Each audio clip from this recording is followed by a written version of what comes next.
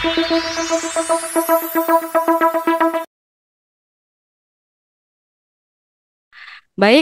Bapak Ibu hadirin yang berbahagia, selanjutnya kita akan mendengarkan paparan dari narasumber kita mengenai konsep dan pentingnya ADR ini dalam memperluas akses keadilan. Nama Dr. Riki Perdana Rayawaru SHMH, lahir di Gunung Sitoli 13 Januari 1988.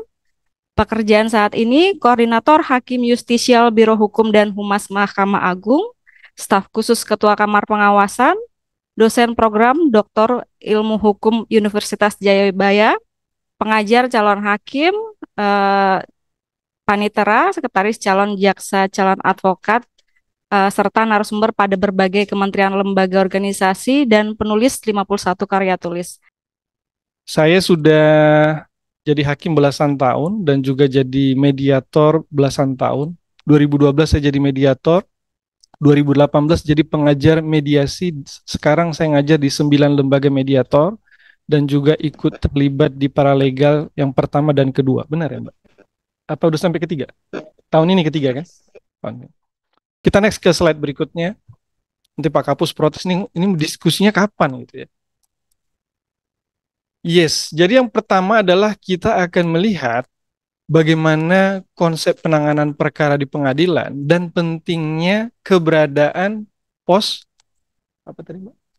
Pos pos bantuan hukum yang akan mengupayakan proses penyelesaian perkara dengan mediasi. Kenapa menjadi penting? Kalau kita kaitkan dengan data yang ada, 2019 jumlah perkara perdata di pengadilan yang memenuhi syarat untuk mediasi 86.000. Banyak perkara. Dari sekitar 700 pengadilan negeri dan pengadilan agama. Kami satuan kerjanya 932, tapi ada pengadilan militer yang tidak melakukan mediasi, ada pengadilan tun yang tidak melakukan mediasi, dan ada pengadilan tingkat banding yang tidak melakukan mediasi.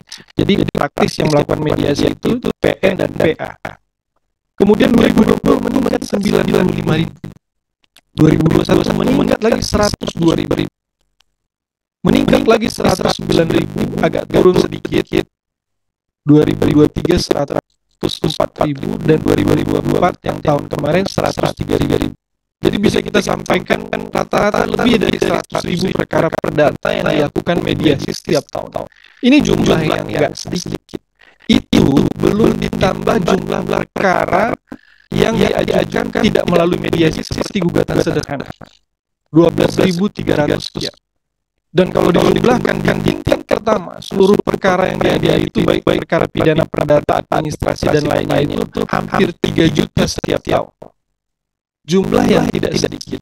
Poin penting yang ingin saya sampaikan pada slide yang ini adalah bahwa kalau satu perkara-perkara tertentu, perkara perdata itu bisa diselesaikan di tingkat desa oleh para legal, maka jumlahnya nggak akan sampai 100.000 lebih.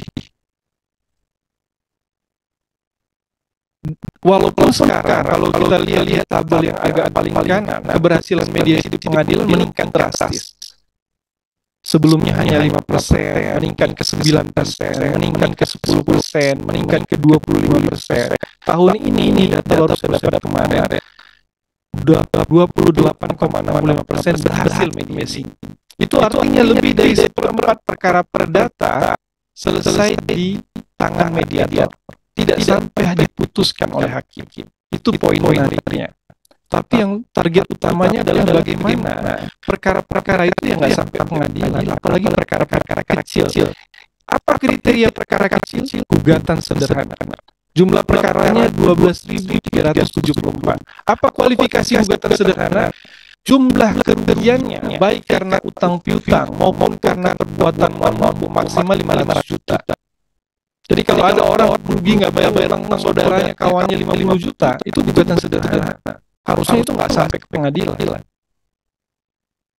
Dan kalaupun sampai ke pengadilan, Bapak Ibu bisa sampaikan ke para pihak. Misalnya kan, sudah paralegalnya udah berupaya, damai dong. Damai itu indah. Tapi ternyata nggak damai, Bapak Ibu bisa sampaikan sebagai tindak lanjut terhadap kegiatan itu bahwa nanti mengajukan gugatannya di pengadilan menggunakan mekanisme gugatan sederhana. Kenapa gugatan sederhana? Karena prosesnya hanya 25 hari sudah putus. Tidak ada banding, tidak ada kasasi, dan tidak ada PK. Hanya ada keberatan. Keberatan di mana diajukan? Di pengadilan tingkat pertama juga. Kalau gugatan sederhana yang diperiksa oleh hakim tunggal, seperti saya sendiri misalnya, 25 hari maksimal saya sudah putus. Ketika dia mengajukan keberatan, diputus oleh majelis hakim bertiga.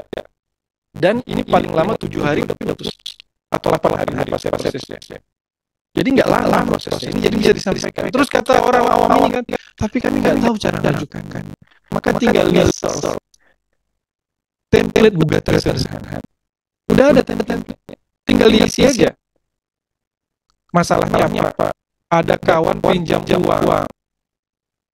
Harusnya bayar 1 Januari 2025. Belum bayar nih. Pakai ini juga nggak apa-apa. Terus gue sih pengennya balikin yang 50 juta. Gitu aja udah cukup kok. Tapi nggak usah pakai gue juga ya. Nanti ditegur juga sama hakimnya ya. Agak lebih formal sedikit lah. Saya berkeinginan uang saya 50 juta dibalikin dong. Dong agak gaul juga, dibalikin titik. Jangan pakai dong. Itu sudah bisa diajukan ke pengadilan tanpa pakai advokat. Biayanya berapa? Kadang-kadang biaya lagi nggak? Iya, biaya perkara tetap ada. Tapi biaya perkara itu murah. Kalau yang bersengketa hanya 2 orang, misalnya saya sama Pak Sofian, anggaplah Pak Sofian punya utang 400 juta kepada saya. Nanti jangan lupa dibayar ya Pak. Saya tinggal ngajukan ke pengadilan. Misalnya Bapak tinggal di mana? Jakarta. Nah, misalnya Pak Sofian tinggal di Jakarta Selatan, saya juga misalnya tinggal di Jakarta Selatan, saya ajukan ke PN Jakarta Selatan. Berapa biayanya? Paling mahal 250.000. Murah. Apalagi kalau dulu kan ada komponen biaya itu panggilan yang mahal. Sekali panggil antara 75.000 sampai 100.000 tergantung radiusnya. Kalau makin jauh-jauh dari pengadilan dia lebih mahal. Sekarang panggilan di pengadilan itu tidak pakai jurus susah yang relas tadi dihitung 75.000. Pakainya apa? Pakainya surat tercatat melalui pos. Jadi panggilan yang tadinya 75.000 per panggilan. Jadi misalnya saya penggugat, saya nggak hadir 2 kali, dipanggil 2 kali berarti 150.000. Pak Sofian dipanggil 2 kali nggak hadir berarti udah 300.000. Kira-kira maksimal 300.000. Tapi sekarang dengan panggilan pos dari pengadilan ke rumah Pak Sofian hanya 22.000. 2 kali panggil Pak Sofian nggak hadir 40.000. 2 kali saya nggak hadir 80.000. Jadi yakinnya saya kalau saya menggugat sekarang, tapi kalau bisa dibayar aja Pak, nggak usah saya gugat juga. Kalau saya gugat sekarang Pak Sofian, paling 150.000 biaya.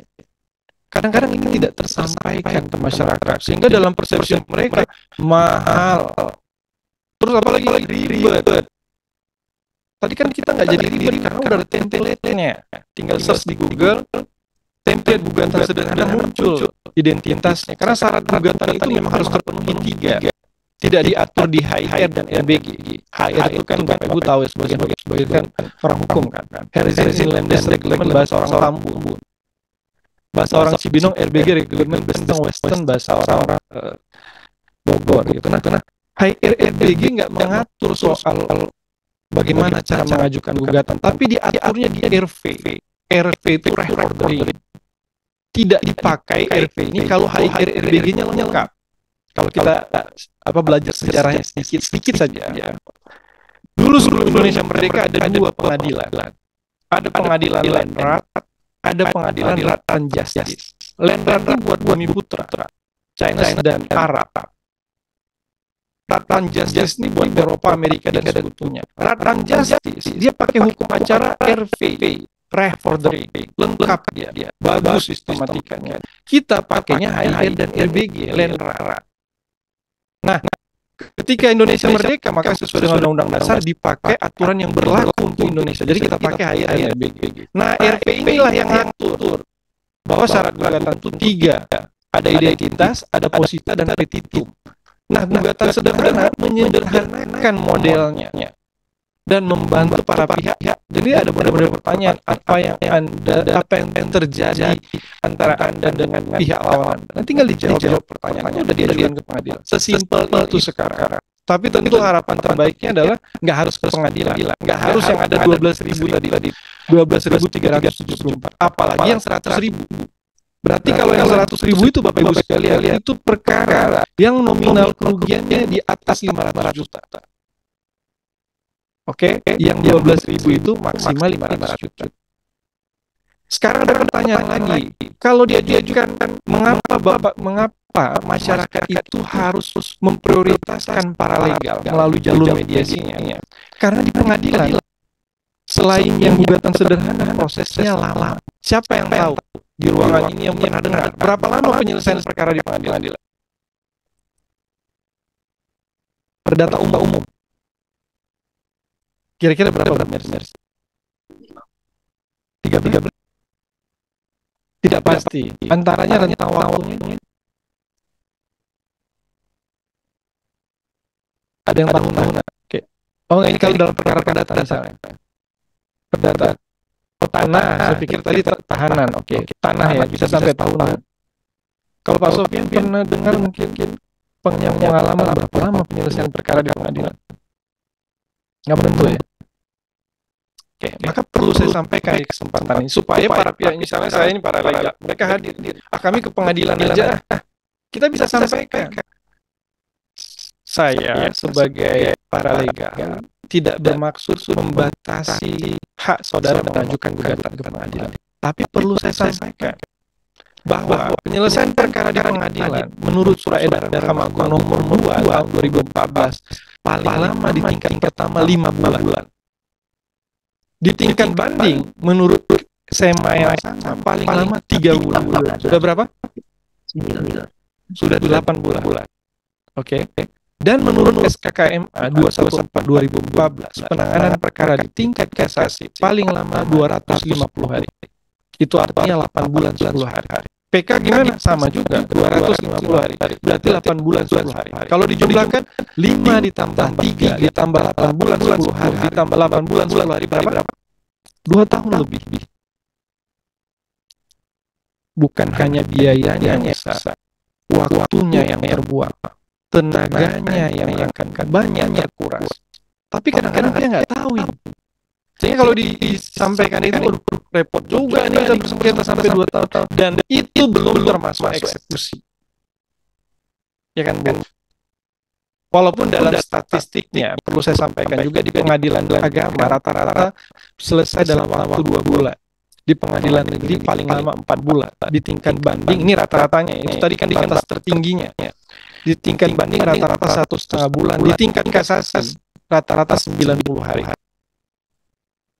Itu kira-kira informasi awal yang harusnya penyuluh tahu ketika ditanya pengadilan itu gimana. Karena kan orang tuh sekarang komparasi, Pak. Kalau kita beli barang, kita akan bandingkan dia di Tokopedia atau di Shopee. Yang mana lebih murah, yang mana dapat diskon. Antara Gojek dan Grab. Kita kan banding-bandingkan. Demikian pula orang sekarang akan bandingkan di pengadilan gimana sih, kalau di paralegal gimana sih. Kan gitu kira-kira. Perbandingan itu perlu diedukasi supaya mereka mantap memilih jalur. Dan supaya tidak ragu-ragu. Tapi juga kewajiban BPHN memastikan para legal yang bertindak menjadi mediator punya kualifikasi dan kompetensi untuk itu. Kalau sampai ada para legal yang gagap-gagapan ketika bicaranya, tiba-tiba saya ikut gagap. Dan susah ketika ditanya hal tertentu dia, nanti ya, saya cari tanya Google dulu ya. Tiba-tiba ditanya apa? Saya belum tahu kalau itu, belum sampai ilmu saya sampai itu.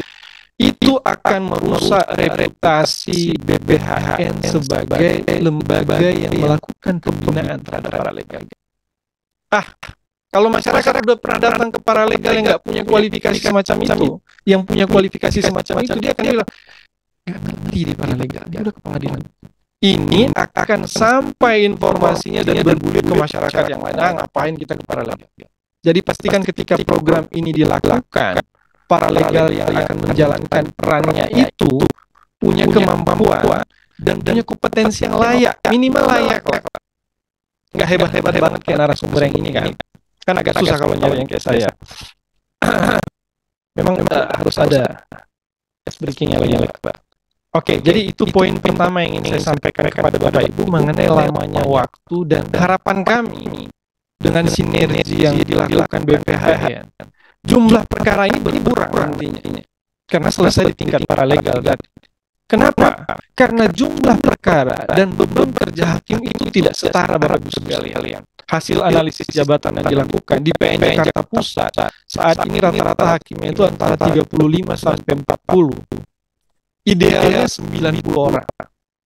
Idealnya 90 orang. Di sejumlah pengadilan lain yang hakimnya 10, idealnya hakimnya 25. Sehingga kan di luar beban kerja. Perkara pidana iya, perkara perdata iya, mediasi iya, reformasi RB iya, semuanya iya gitu. Semuanya dikerjain. Jadi tentu kami berharap ini bisa dimaksimalkan, tapi dengan catatan yang penting, jangan menyiapkan paralegal yang sekedarnya saja. Kalau masih sekedarnya, kualifikasinya mending nggak usah. Karena nanti akan sampai di telinga masyarakat, alah nggak beres, nggak ngerti apa-apa, alah-alah gitu. Tapi kalau sampai di masyarakat, oke juga dia qualified, ya. Sehingga nanti lama-lama orang akan terdengar, nggak usah harus pengadilan, paralegal aja. Ini yang perlu kita pahami dan nanti perlu kita publish sebesar-besarnya supaya bisa besar gaungnya dan masyarakat kalau ada masalah nggak harus pengadilan, dia akan datang ke kantor desa yang ada paralegal. Oke, kita next ke slide berikut. Nah, di sini kita harus mampu membedakan keberadaan kepala desa ketika masuk di poin 1 sampai dengan 5. Seperti disampaikan Pak Sofyan dan Bu Mercy dan teman-teman yang lain. Kalau kepala desa mengatakan, tukang, kejadian ini salah Anda dan Anda yang bertanggung jawab, bukan pemilik rumah, maka pada saat itu tukang bertindak sebagai hakim atau arbiter. Karena di litigasi yang paling atas itu dan arbitrase itu mereka kedua-dua profesi itu menentukan, menyatakan seseorang bersalah, menyatakan seseorang itu harus melakukan pembayaran ganti rugi dan seterusnya dan seterusnya. Ini tidak boleh dilakukan seorang mediator. Haram hukumnya, kira-kira gitu ya. Kenapa? Karena mediator itu tujuannya mencapai win-win solution, bukan win-loss. Kalau hakim itu mungkin win-loss. Yang benar akan dinyatakan menang, yang kalah akan dinyatakan loss dia. Jadi ini harus sampai kita ke mindset dasar. Kenapa? Kalau ada kepala desa atau nanti paralegal yang secara tidak sengaja menyampaikan, udahlah, kamu salah ini, maka dia akan kehilangan kepercayaan dari para pihak. Katanya kepala desanya netral, tapi ini udah memihak. Kadang-kadang apalagi kalau misalnya menjadi mediator itu orang yang punya latar belakang hukum terhadap suatu peristiwa.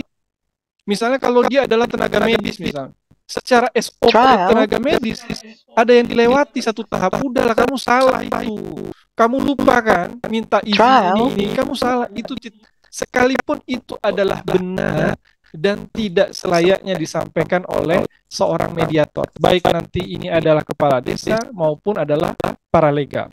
Itu poin pertama yang ingin saya garis bawahi. Bagaimana yang dengan yang ketiga? Tukang, sebaiknya Anda menerima penawaran uang 15 juta dari pemilik rumah. Ini berarti dia menjadi konsiliator. Konsiliator itu menyarankan. Mediator nggak menyarankan dia. Dia kan menyarankan, udah terima aja itu, udah untung 15 juta itu. Itu konsiliator itu kalau terjadi sengketa antara buruh kan. Pekerja dengan pelaku usaha itu ada nanti penyelesaian mode konsiliator. Mereka menyarankan, udah baiknya begini, baiknya begini. Nggak boleh mediator itu menyarankan, karena ketika dia menyarankan itu, maka dia sudah menjadi subjektif posisinya, nggak objektif lagi. Bagaimana kalau salah satu pihak yang dibilang 15 juta itu, nggak akan terjadi kesepakatan. Yang keempat, pemilik rumah, Anda tidak perlu membayar ganti kerugian karena Anda tidak bersalah. Maka kalau ada orang ngomong gitu, dia bertindak sebagai konsultan. Konsultan itu dia punya satu kepentingan dengan salah satu pihak. Nah, kalau kita datang ke konsultan hukum lah, pasti dia akan mencari cara, mencari jalan terbaik buat orang yang datang kan, bukan mencari pemenangan buat pihak lawan kan. Pasti dia akan begitu posisinya. Yang kelima, tukang, Trial. bagaimana menurut Anda tawaran uang 15 juta dari pemilik rumah? Kalau kurang silakan minta lebih. Dia kalau begini bertindak sebagai negosiator. Dia kan Trial. menegosiasikan yang 15 juta itu. Yang menegosiasikan itu ya antara para pihak. Mereka saling nego, yang satu bilang 40, yang satu bilang 15. Nah, tugas mediator adalah menjembatani pemilik Trial. rumah. Apa yang paling diharapkan? Permasalahan dapat diselesaikan. Dengan pertanyaan-pertanyaan semacam itu, maka para pihak yang tadinya mungkin sudah deadlock, mereka akan buat alternatif lainnya. Misalnya si tukang bilang, ya udah deh, tambah 5 juta boleh nggak? Kemudian mungkin nanti pemilik rumah, boleh tapi nggak bulan ini, bulan depan. Ya udah, oke, kalau gitu selesai. Kan kira-kira begitu posisi mediator. Mediator mengajukan pertanyaan dengan harapan memunculkan opsi-opsi penyelesaian yang disampaikan oleh para pihak dan para akhirnya menemukan titik persamaan dan perdamaian itu tercapai. Maka harus dipahami posisi mediator bukan sebagai hakim, bukan sebagai arbiter, bukan sebagai konsiliator, bukan sebagai konsultan, bukan sebagai negosiator. Karena semuanya itu berpihak pada salah satu pihak atau sifatnya win-loss, gitu ya. Jadi ini informasi awal yang nanti para penyuluh harus mampu menerangkan ini kepada para legal agar mindsetnya itu nggak salah. Kadang-kadang yang di daerah karena dia merasa orang daerah, udahlah, kok salahnya itu kerap kali muncul, salahnya kau itu, kami tahu semua kok salah itu nggak boleh terucap. Nanti dia akan merasa terintimidasi dengan pernyataan para legal. Ya udah kalau gitu aku nggak mau selesaikan melalui para legal. Aku ke pengadilan aja. Hilang lagi reputasi usahanya. Kayak gitunya kelakuan mereka. Kayak gitunya cara kerja mereka. Nah ini yang maksud saya sekali, jangan sampai terjadi hal yang semacam ini. Oke, saya pikir itu pada bagian yang ini. Kita next ke slide berikutnya. Oke, sekarang adalah jenis perkaranya yang akan dimediasikan. Yang pasti yang utama itu adalah perkara perdata umum. Kenapa? Kalau perdata khusus dia punya jalur tersendiri. Di pengadilan niaga misalnya, perkara kepailitan, ada jalurnya sendiri. Kemudian ada BPSK juga, ada jalurnya tersendiri. Ada komisi informasi, ada jalurnya tersendiri. Jadi perdata umum soal utang piutang lah misalnya, yang mungkin paling banyak. Atau juga sengketa perceraian atau dalam tingkat keluarga yang paling sederhana. Atau perbuatan melawan hukum, misalnya nabrak mobil tetangga. Itu kan bukan wan prestasi, itu bukan perceraian, itu perbuatan melawan hukum. Rusak mobilnya 100 juta, perbaikannya. Ganti dong. Nah, ini bisa diselesaikan melalui mediasi yang dilakukan oleh para legal. Bagaimana dengan perkara pidana? Nah, perkara pidana ini ada gradasinya. Yang pertama adalah delik aduan. Sepanjang belum diadukan, maka penyidik nggak punya kewenangan untuk menindaklanjuti pengaduan atau memproses pidana. Kan gitu ya. Misalnya pencurian dalam keluarga, misalnya penghinaan, tetangganya misalnya bikin status. Nah, penghinaan ringan misalnya, saya punya tetangga namanya A, goblok banget nih orang, misalnya, supaya ada kata-kata penghinaan. Kata A aja, nama inisial A, kalau itu dimaknai memang terjadi pertikaian dengan Agus yang merupakan tetangganya, bisa dimaknai merupakan perbuatan pidana. Tapi kalau dia delik aduan, maka ini bisa jadi prioritas kepala desa karena nggak akan diproses oleh pihak kepolisian. Kalau delik umum, ada penganiayaan, diadukan nggak diadukan, mestinya polisi akan bertindak memproses. Oke. Kemudian kalau dia bukan delik aduan, maka dilihat perkaranya apakah dia memenuhi syarat restoratif justice atau tidak. Ya kan, Bu Mercy? Jadi di sejumlah lembaga, kepolisian, kejaksaan, dan Mahkamah Agung masing-masing punya peraturan sendiri ngomongin keadilan restoratif. Misalnya di kepolisian, dia menyebutnya ada di dalam Perpol 8 2021, ada syarat-syaratnya. Ada syarat material misalnya tidak menimbulkan keresahan atau penolakan. Nah ini subjektif sekali. Tidak berpotensi memecah belah bangsa juga subjektif, bukan merupakan pengulangan tindak pidana, bukan terorisme, bukan tindak pidana korupsi, tindak pidana terhadap nyawa orang. Jadi kalau udah meninggal korbannya, anggaplah dipukul dan akhirnya meninggal, maka ini nggak memenuhi syarat RJ di dalam Perpol. Jadi kalaupun dilakukan mediasi, nggak akan punya dampak signifikan. Kenapa nggak punya dampak signifikan? Kalau dia terpenuhi syarat RJ dan diproses di kepolisian, maka dia bisa dihentikan penyidikannya. Hilang status tersangkanya. Tapi kalau dia tidak memenuhi syarat RJ, misalnya tadi kan tindak pidana terhadap nyawa orang, mati orang yang dipukul ini, ya walaupun dimediasikan, proses akan lanjut ke pengadilan, walaupun nanti hasil kesepakatan itu minimal bisa mengurangi ancaman pidana yang dijatuhkan oleh hakim kepada si terdakwa. Kira-kira gitu. Baru yang ketiga tadi itu tidak terpenuhi, itu strahmatu penghukuman. Itu bahasa orang Cianjur ya. Enggak, bahasa Belanda itu strahmatu penghukuman. Jadi kalau ada orang didakwa pencurian dalam keadaan memberatkan 363, misalnya dia nyolong HP di rumah tetangganya, ancamannya 7 tahun, kemudian ini tidak kalau di Mahkamah Agung permanya mengatakan ancaman maksimal 5 tahun. Nggak memenuhi syarat RJ kan? Nggak memenuhi, tapi tetap dibuat perdamaiannya, ini mungkin nanti bisa membantu mengurangi hukum. Kalau terpenuhi syarat RJ di Mahkamah Agung, bisa dapat hukuman percobaan. Percobaan artinya nggak perlu dijalankan di lembaga pemasyarakatan. Tapi kalau dia tidak terpenuhi syarat RJ, maka minimal adalah pengurangannya sedikit. Itu kira-kira mengenai jenis kasus yang bisa ditangani. Merci, mau ada respon? Oke. Ada 3 cara kita melakukan kaukus. Kaukus bisa dilakukan di awal, bisa dilakukan di tengah, dan bisa dilakukan di akhir.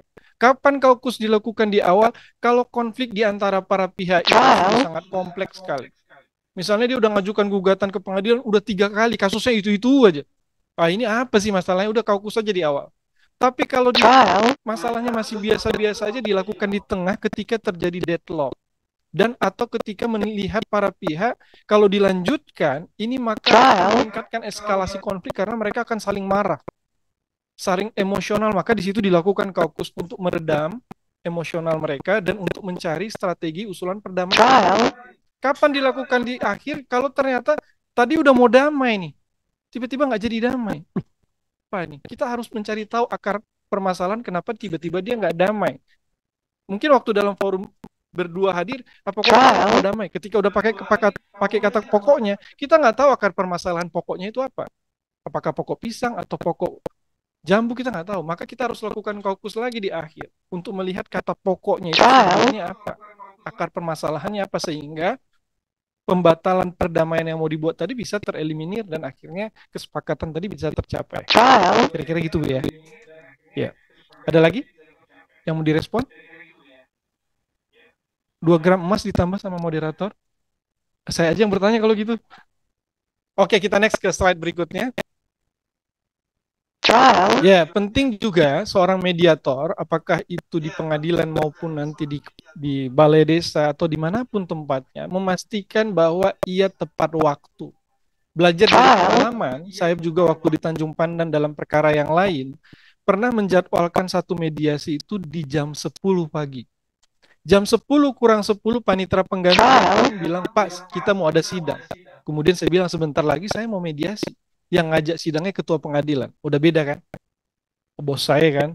Tapi saya mau mediasi. Agendanya cuma menyerahkan replik. Oh iya, oke, sebentar kan. Saya datang ke ruang ketua pengadilan. Dan akhirnya bukan hanya perkara itu yang kami bahas. Kami musyawarah mungkin 3, 4, 5 perkara. Dan mediasi baru saya mulai jam 1. Berarti mereka udah nunggu 10, 12, 1, 3 jam mereka nunggu. Apa yang terjadi setelah proses mediasi akan saya mulai? Yang terjadi adalah mereka marah di antara mereka, marah sama mediator. Pak mediator, kami sudah nunggu 3 jam, belum makan siang, belum sholat, dan sudah kelelahan kepanas-panasan nunggu di depan ruangan mediasi. Masa saya dimediasi lagi hakim lainnya, kan repot kan? Nah, ini penting sekali bahwa mediator itu memastikan dia bisa menepati agenda yang sudah dia buat. Karena para pihak datang dengan eskalasi konflik masing-masingnya. Jangan lagi gara-gara mediatornya malah meningkat eskalasi konflik karena mediatornya nggak taat waktunya. Kalaupun mediatornya yang nunggu, ya nggak apa-apa, mediator yang nunggu, tapi jangan sampai para pihaknya yang dibiarkan menunggu. Kita next lagi. Nah, ini ada di Perma, tapi ketentuan ini bisa diadop dimanapun mediasi itu dilakukan. Kalau ternyata terjadi debt, yang satu bilang, penggugatnya bilang, Pak, ini harga tanahnya itu 600 juta, Pak. Kata si pihak yang mengklaim. Kata si pihak yang satu, Pak, ini cuma 400 jutanya sebenarnya. Kita kasih bahasa agak medan. Ini menurut aku 600 juta. Terus kata yang satu, sembarangan aja kok ngomong, 400 juta itu. Kata. Apa sikap mediator? Maka mediator dapat mengusulkan dihadirkan appraisal, seorang penilai yang objektif menilai berapa harga tanah itu. Termasuk juga kalau sengketanya mengenai hukum adat, bisa dihadirkan tokoh adatnya untuk menengahi sebagai pemberi informasi yang objektif terhadap sengketa yang diajukan, sehingga para pihak punya referensi yang cukup untuk menerima atau tidak menerima usulan perdamaian diajukan oleh salah satu pihak. Jadi mediatornya jangan, ya udahlah, berapa tadi? 400 juta. Berapa? 400 juta. Udah gagal. Wes. Selesai. Padahal ada forum yang namanya menghadirkan ahli, menghadirkan tokoh masyarakat, tokoh agama, dan tokoh adat. Tapi sekali lagi seperti disampaikan Bu Mercy tadi, bukan berarti kalau udah hadir tokoh adat, dia nggak bisa diproses pidana ya. Proses pidana kalau bukan delik aduan dan tidak memenuhi syarat RJ harus lanjut proses pidananya. Masalah adat dan diselesaikan secara adat ya mungkin nanti bisa menjadi alasan mengurangi pidananya di dalam proses persidangan. Saya pikir itu ada 2 slide terakhir. Kita next lagi. Kelihatannya udah pada bosan dengan materinya, saya juga demikian. Oh enggak dong, agak repot kalau mau narasumbernya bosan. Ini 2 poin yang paling penting yang mau saya ceritakan. Baik terhadap Bapak Ibu yang ada di ruangan ini, yang walaupun nanti tugasnya sebagai penyuluh, maupun nanti para legal yang akan bertindak sebagai mediator. Ini 2 hal paling penting dari berbagai yang kita diskusikan tadi. Jadi ini nggak boleh terlewat. Kalau terlewat nyesel. Pokoknya merugilah. Ya pokoknya akan kecewa banget lah. Oh enggak ya, panjangan ya. Oke Bapak Ibu sekalian, ini ada pertanyaan. Ini boleh dijawab oleh yang di ruangan ini maupun yang live Zoom. Yang pertama adalah, pada saat membuat kesepakatan antara para pihak bersengketa dalam proses mediasi, ini sepakat nih. Penggugat dan tergugat atau pihak yang mengklaim dan pihak yang pertanggungjawaban nanti di kantor desa oleh para legal, sepakat mereka. Maka apa setelah itu yang harus diperhatikan oleh mediator? Ada yang memberikan respon ini? Yang dibuat oleh mediator itu bukan akta perdamaian, bukan akta vandana, tapi yang dibuat adalah kesepakatan perdamaian. Kenapa? Kalau akta perdamaian itu yang keluarkan, sedangkan para pihak membuat kesepakatan perdamaian. Ini juga tidak boleh salah. Karena apa? Kalau sampai datang ke pengadilan bilang ada seseorang yang bukan hakim mengatakan nanti aku buatkan akta perdamaian. Ada hakim lewat, siapa lu? Kan gitu ya. Karena yang membuat akta perdamaian hanya majelis hakim. Oke gitu Bu ya. Jadi menurut Ibu harus dibuat kesepakatan perdamaian dalam bentuk tertulis. Bagus sekali jawabannya. Pertanyaan berikutnya adalah, di dalam kesepakatan perdamaian yang dibuat, apa yang harus diperhatikan? Ini adalah pasal yang bisa digunakan sebagai mediator di pengadilan maupun di luar pengadilan, dan ini penting poinnya. Yang pertama adalah ketika dirumuskan kesepakatan yang disampaikan Bu Febi tadi dan disampaikan oleh Mas Ulul tadi, bahwa kesepakatan itu harus dapat dilaksanakan. Contohnya, kalau ini gelas, perhatikan, anggaplah ini gelas yang di tangan saya ini. Gelas antik yang dibuat pada abad ke-15, dibuat dengan bahan yang tidak ditemukan lagi di negara manapun, dan dibuat oleh pahatan yang tidak dikenal cara pembuatannya, pecah. Kemudian disepakati bahwa yang memecahkan harus memperbaiki seperti keadaan semula. Bisa dilaksanakan? Nggak bisa dilaksanakan karena tadi udah kita sebutkan ini bahannya diambil dari abad ke-14 dengan proses pembuatan yang tidak ditemukan teknik pembuatannya, maka hal yang semacam ini tidak boleh disepakati. Maka, baik Bapak Ibu sekalian, salah satu poin bertentangan dengan hukum dikenal dengan istilah di Wonosobo itu milik beding. Milik beding itu diatur di pasal 1178 KUH Perdata yang menyebutkan bahwa utang piutang tidak boleh mengalihkan hak kebendaan seseorang. Jadi itu bertentangan dengan hukum. Kalau dia punya utang, maka objek rumah dan tanah itu hanya untuk jaminan saja, bukan menjadi milik kreditur. Kalau itu dilakukan dan dibuat dalam bentuk akta jual beli, dapat dibatalkan oleh putusan hakim karena bertentangan dengan hukum. Sehingga apa? Kalau ada orang yang punya utang, kan banyak itu tetangga-tetangga kan, orang-orang di sekitar masyarakat. Nih, gue kasih sertifikat deh kalau nggak bisa bayar. Sertifikat itu nggak bisa jadi milik Anda, Bapak Ibu sekalian. Hanya untuk jaminan. Kalau dia nggak bisa bayar, gajukan gugatan ke pengadilan. Waktu nanti mau dieksekusi, ini loh sertifikatnya, dilelang. Tapi kalau dia dibebankan hak tanggungan seperti kalau di ruangan ini sih nggak ada yang ngutang ke bank, saya yakin sekali. Seperti orang-orang di luar sana yang suka ngutang ke bank, seperti yang tidak menggunakan SKPNS, dia pasti pakai SK sertifikat rumah ke bank. Tapi kalau di bank, pembebanannya diletakkan hak tanggungan di Undang-Undang 4 1996. Sehingga apa? Bank berdasarkan pasal 6 boleh melelang atas kekuasaan sendiri tanpa melalui gugatan. Tapi kalau di masyarakat yang terjadi, misalnya Pak Sofyan ini utang ke saya 1 miliar, berarti 1,4 total utang Bapak ya. Jadi 400 1 miliar. Kemudian Pak Sofyan menyerahkan sertifikat rumahnya yang di Jakarta Selatan. Mahal ini pasti Jakarta Selatan ya. Kemudian saya pegang sertifikatnya, Pak Sofyan nggak bisa bayar utang, saya hanya bisa menggugat Pak Sofyan. Kemudian rumahnya nanti diletakkan sita jaminan, kemudian diajukan lelang ke KPKNL, hasil lelangannya diserahkan ke saya 1 miliar. Kalau rumahnya laku 1,5 gimana? 500 jutanya Pak Sofyan. Kalau ternyata kurang gimana? Cari lagi objek rumahnya Pak Sofyan yang lain. Kan banyak Pak ya, ada 30. Oh baru 1.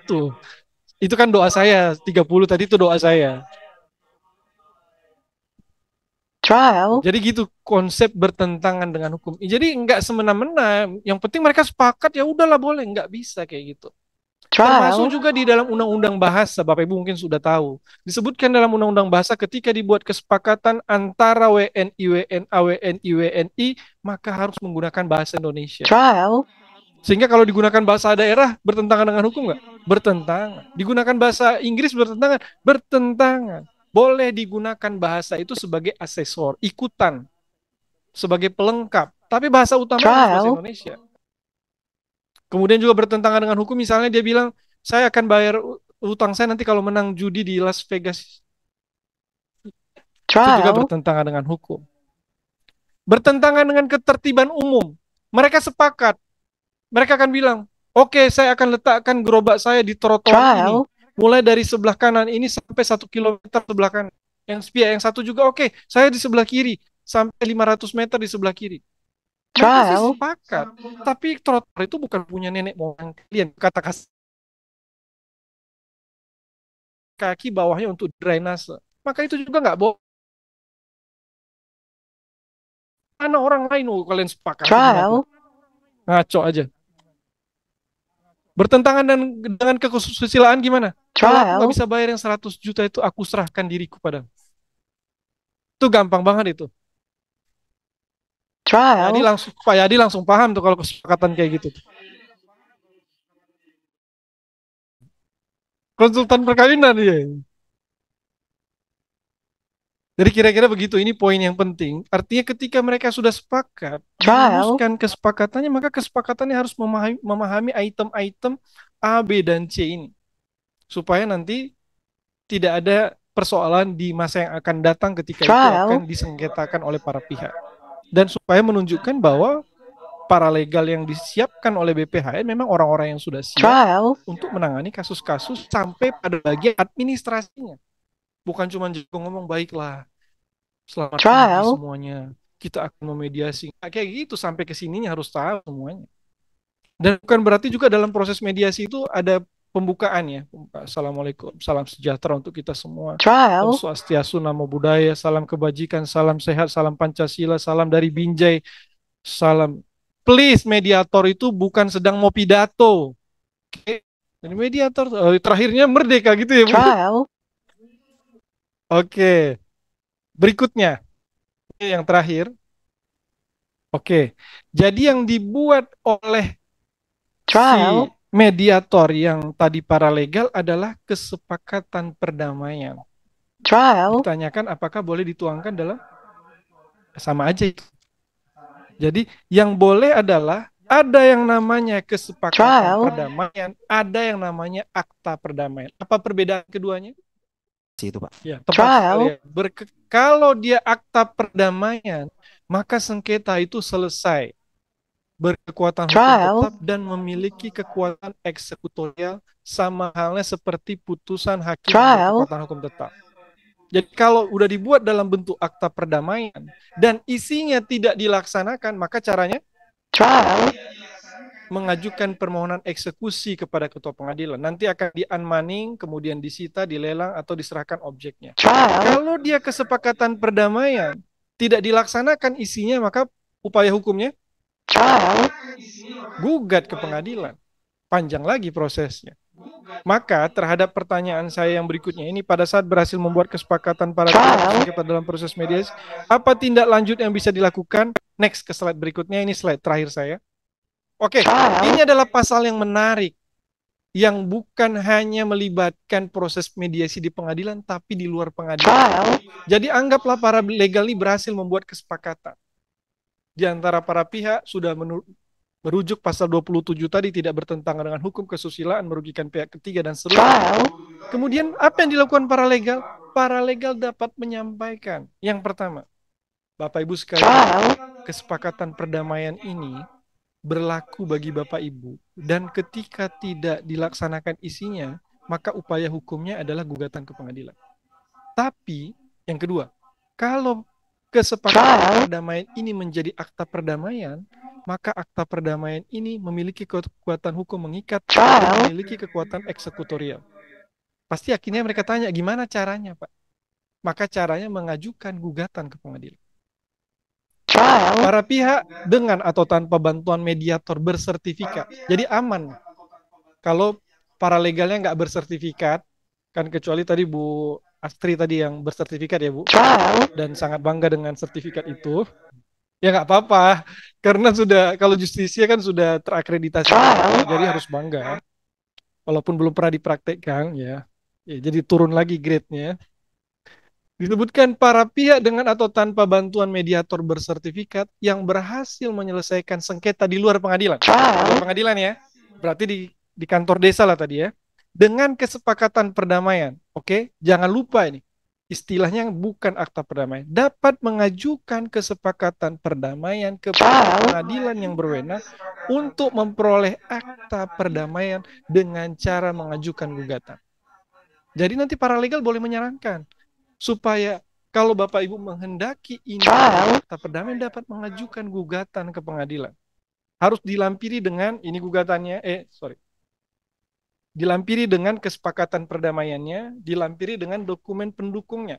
Entah itu KTP-nya, entah itu utang piutang sebelumnya yang akhirnya mereka sepakati ulang, dan seterusnya, baru diajukan ke pengadilan. Pertanyaannya adalah, gugatan apa namanya? Apakah wan prestasi? Apakah gugatan PMH? Atau gugatan perceraian? Padahal utang piutang? Ya nggak mungkin dong, ya kan? Apa nama gugatannya? Ini namanya adalah gugatan memperoleh akta perdamaian. Ada template. Secara pribadi saya juga belum pernah mendapatkan ini di pengadilan. Kenapa penting model gugatannya? Karena ada beda-beda bentuk, ada spesifikasi yang khusus di dalam model gugatan ini. Di poin 4, bahwa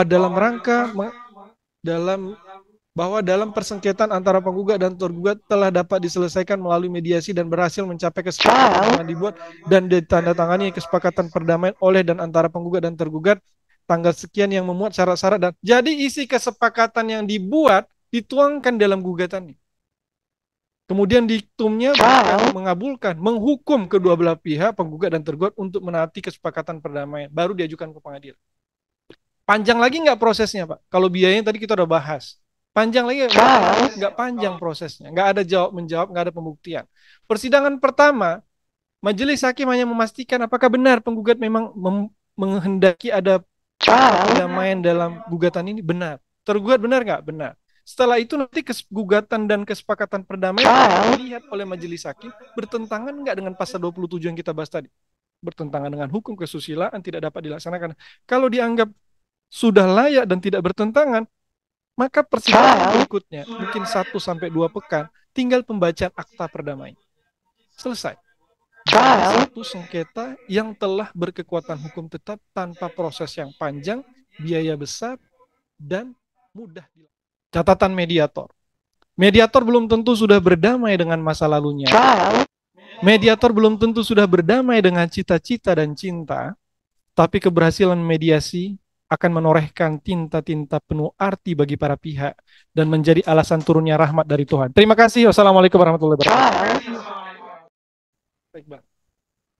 Ya, Pak Iqbal tadi bertanya mengenai apakah berita acara mediasi itu dapat dianggap sebagai kesepakatan perdamaian. Itu maknanya ya. Kalau di pengadilan ada berita acara untuk menunjukkan bahwa mediasi sudah dilakukan dan hasilnya berhasil atau tidak. Tapi dia dipisahkan dengan produk yang namanya kesepakatan perdamaian. Berita acara itu untuk menjelaskan sudah hadir para pihak, sudah diupayakan mediasi dan akhirnya gagal.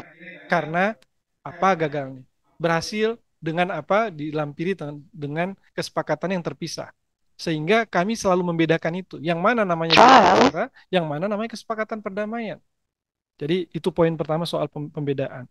Kemudian, apakah di dalam putusan itu memang isinya perintah mematuhi? Iya, perintahnya mematuhi isi kesepakatan perdamaian. Dan oleh karenanya, isinya itu yang nggak boleh salah tadi. Jadi misalnya menghukum, memerintahkan tergugat untuk menyerahkan uang, itu di kesepakatannya aja ada. Tapi isinya karena udah memerintahkan para pihak untuk tunduk dan taat terhadap isi kesepakatan perdamaian, maka di isinya ini, nanti isi memerintahkan ini di refer ke kesepakatan perdamaian di batang tubuh di akta. Jadi nggak ada masalah itu, Pak. Jadi sepanjang walaupun amar akta perdamaian hanya memerintahkan para pihak untuk taat, maka di dalam isi kesepakatannya dibuat detail kapan harus dibayar, berapa lama prosesnya, bagaimana cara pembayarannya, entah ditransfer kah, entah cash kah, entah berapa batas waktu terakhir pembayaran dan seterusnya itu dibuat detail di kesepakatan perdamaian. Jadi itu sudah sangat kuat sekali untuk menyamakan posisi akta perdamaian dengan putusan hakim yang berkekuatan hukum tetap. Oke, pertanyaan Mbak Lisa ya, bagus sekali pertanyaan Mbak Lisa tadi. Kaukus, ya. Kalau di dalam perma ditentukan bahwa batas waktu penyelesaian mediasi itu 30 hari dan dapat diperpanjang 30 hari. Itu kalau mediasi di pengadilan. Dengan mediasi di luar pengadilan, inilah yang disepakati antara para legal yang menjadi mediator dengan pihak. Selain dalam kesepakatan penunjukan itu disebutkan, proses mediasi ini disepakati paling lambat 3 bulan misalnya. Sehingga di dalam 3 bulan itulah si mediator yang adalah paralegal nanti itu akan membuat jadwal mediasinya. Kemudian bagaimana dengan kaukusnya? Kaukus itu sangat bergantung pada situasi ketika mediasi dilakukan dan tidak ada batasan. Saya pernah melakukan 2 kali, saya pernah melakukan 3 kali. Tadi ketika misalnya di awal udah kompleks sekali masalahnya, lakukan kaukus. Ternyata lancar-lancar, di tengah-tengah deadlock lagi, misalnya ternyata tuntutannya banyak, mengembalikan ini, menyerahkan ini, yang 1 sampai 3 udah oke, yang 4 belum, kaukus lagi. Ternyata pada saat udah mau deal, udah mau tanda tangan, nggak jadi lagi, dengan kata pokoknya nggak mau jadi, kaukus lagi yang ketiga. Jadi nggak ada batasan, yang penting dilakukan secara berimbang. Penggugat itu ya kira-kira 30 menit, ya tergugat ya jangan sampai hanya 2 menit. Gimana? Udah lah ya, udah dapat, saya udah dapat. Jadi kan dia akan merasa, apa-apaan ini perlakuannya harus sama gitu. Oke. Kemudian bagaimana tekniknya? Ada banyak ya, harus ikut pelatihan ya. Ada reframing namanya supaya itu apa tadi? Ibu Astrid pasti tahu ada reframing, bagaimana mengungkapkan kalimat-kalimat negatif itu menjadi kalimat positif. Itu juga untuk meredakan situasi yang menegangkan di antara para pihak. Misalnya ada para pihak bilang, dia tuh nggak tanggung jawab itu sama kita bisa reframing. Maksudnya apakah dia belum melaksanakan kewajiban sebagaimana mestinya, itu kalimat reframing. Tapi bukan berarti semua kalimat harus di reframing. Kalau ada orang mengatakan, dia itu nggak ada otak. Oke, berarti maksud ibu di dalam kepalanya nggak ada otak. Nah, itu bukan reframing. Kalau yang disampaikan kalimat negatif, di reframing dia. Kalau disampaikan penghinaan, dihentikan dia dan diberikan teguran. Itu materinya tersendiri nanti. Saya pikir itu ya. Kemudian Mas Ulul tadi menyampaikan, apakah penyuluh hukum boleh? Kami di dalam kebijakan MA tidak membatasi siapapun yang akan menjadi mediator. Mahasiswa pun boleh. Kalau dia ada sertifikat. Yang penting dapat sertifikat dari lembaga yang terakreditasi oleh Mahkamah Agung. Tinggal tanggung jawab Bapak Ibu adalah pada institusi masing-masing. Boleh nggak datang ke ruang mediasi di pengadilan di jam kerja semacam ini? Kalau boleh nggak masalah buat kami. Kalau memang itu bagian dari tugas yang tadi, mungkin pakai tambahan surat tugas dari kantor, boleh-boleh aja. Dan udah banyak, bukan hanya di BPHN, banyak di Pemda, di Kemenkyu, di berbagai kementerian kesehatan, banyak ikut pelatihan. Dari 9 lembaga saya tadi itu, banyak. Ada minimal 20% itu PNS. Masalah kemudian nanti boleh datang ke pengadilan, boleh enggak. Nah, kelebihannya mediator non hakim adalah boleh melaksanakan di luar gedung pengadilan. Itu kelebihannya. Mungkin jadi kalau kami hakim atau pegawai pengadilan yang jadi mediator nggak boleh di luar, harus di pengadilan. Apakah itu di ruang mediasi yang paling ideal atau minimal di ruang hakimnya yang nggak ada orang lain, itu boleh juga. Tapi kalau orang di luar hakim dan pegawai pengadilan boleh. Jadi misalnya mediasi di ruang rapat tertentu, di restoran dan di tempat-tempat tertentu lah. Kira-kira gitu. Itu boleh. Jadi menarik. Dan ada honorariumnya. Gimana modelnya honorarium? Ini biar semangat ya, biar ikut pelatihan kayak Mbak Astri ya. Saya ceritakan, mau saya ceritakan nggak ini?